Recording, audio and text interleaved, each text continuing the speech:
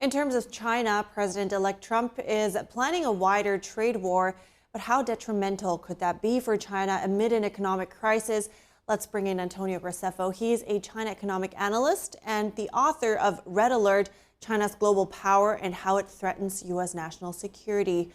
Antonio, good to see you. Good morning or good afternoon, whatever time it is for you. First of all, what do you think does Trump's first term tell us about the policies he's following and how well they actually worked?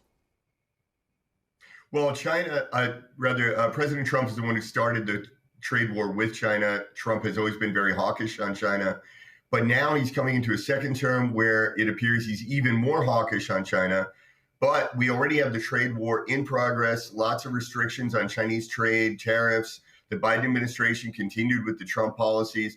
So we have Trump coming in with the same hawkish opinion that he had in the first administration, but starting at a much better position where China is already on its back heels.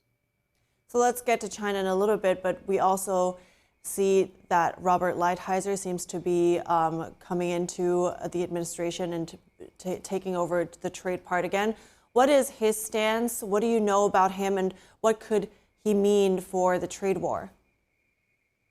Yeah, I'm so excited about that because the 4 years that I was in China doing this work on President Trump's policies, I was so excited every time to read what Robert Lighthizer was doing. He was extremely hawkish on China. They call him actually the architect of the U.S.-China trade war. He is the one who quantified, for example, the amount of IP theft that China was guilty of, that they were stealing between $200 and $600 billion a year in U.S. IP. He is the one that informed President Trump and then carried out President Trump's orders to restrict trade on China. In that first administration, they had to fight quite a lot because the media was vilifying Trump. They were opposing the trade war. They were saying the trade war was a bad idea and it would hurt America. A lot of the population also believed that at the time. There was only about a 44% unfavorable opinion of China among Americans. Today, that number is 88% of Americans oppose China. They think that China poses a threat. We have a trade war already in progress, so it's not like selling the idea of a trade war to anyone. It would just be a matter of fighting for some of the individual sanctions and restrictions. We have a Congress that is much more friendly to those policies, and we have Robert Lighthizer back again. I just keep thinking of it as starting again, but at a much higher, much better position than last time.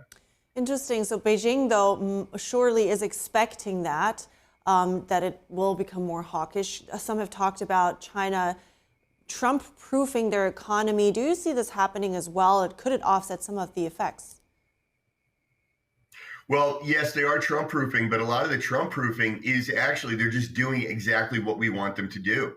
So they're finding other ways to trade and to export, or they're looking for other ways to trade and to export. They're trying to court other investment. They're trying to do a lot of things that will just wind up just taking them out of our supply chains, which is what we wanted. So basically, China's reaction to our trade war is basically what we want. China has been decreasing, for example, agricultural imports from the U.S. over the past 8 years.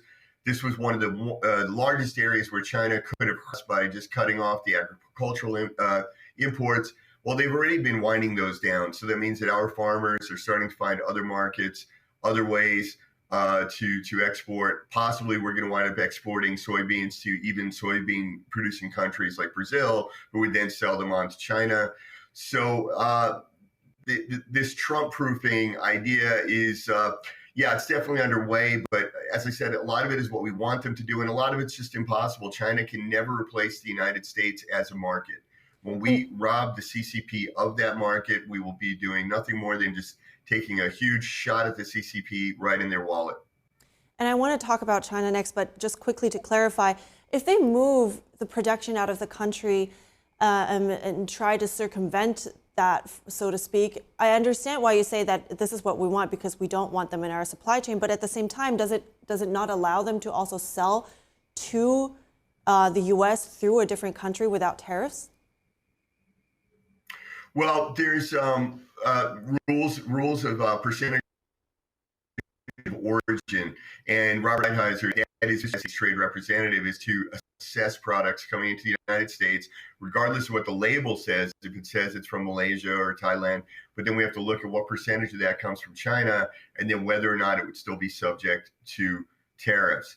The thing is that the 40 to 50% of the total exports from China were by foreign firms, particularly from the EU and even from America. So these firms are going to have to leave China. So this isn't always about China selling to the US. This is about American firms or European firms manufacturing in China because it's cheaper.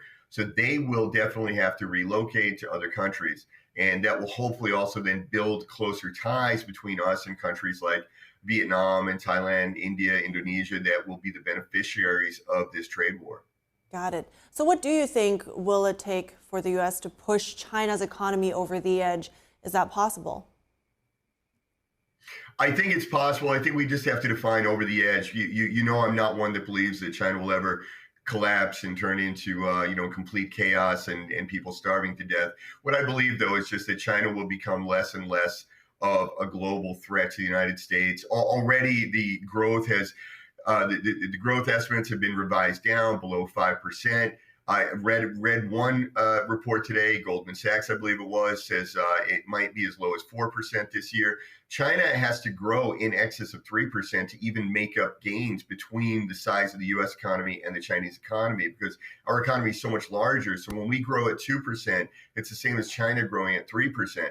Well, if China starts slipping down into the 4% range, and it might be 60 years until the economy would rival that of the United States. And then, of course, now we have Trump coming in and we have additional trade restrictions. So we'll see that growth slow even further in China. And just quickly to get some more of that background in China, I know the Chinese regime is rolling out some stimulus measures because of the economic crisis, but how much will they be actually able to fix their economy, and where do China's economic issues actually come from? Maybe that would answer the question. Right. The major problems in China are the aging crisis. The stimulus is not going to solve that. The real estate crisis, the stimulus is not going to solve that. The debt crisis, the stimulus is not going to solve that. In fact, the stimulus is going to make the debt worse. The other issue is revenue. Where is the Chinese government, where's the CCP going to get revenue? Well, they get it from exports, but now their exports are going to be reduced. Their FDI is already trending downward, has been trending downward steadily for the past 12 months. It will continue to trend downward because if you're a country, there's no reason for you to build a new factory in China or invest in an existing factory because you know that you're probably going to have to relocate. So now foreign investment in China is downward. So none measures that China is taking will be able to remedy the structural issues in the Chinese economy. Very interesting. Well, I think those were some really great insights and very clear analysis. So I really appreciate that. Antonio Graceffo, thank you. Thank you.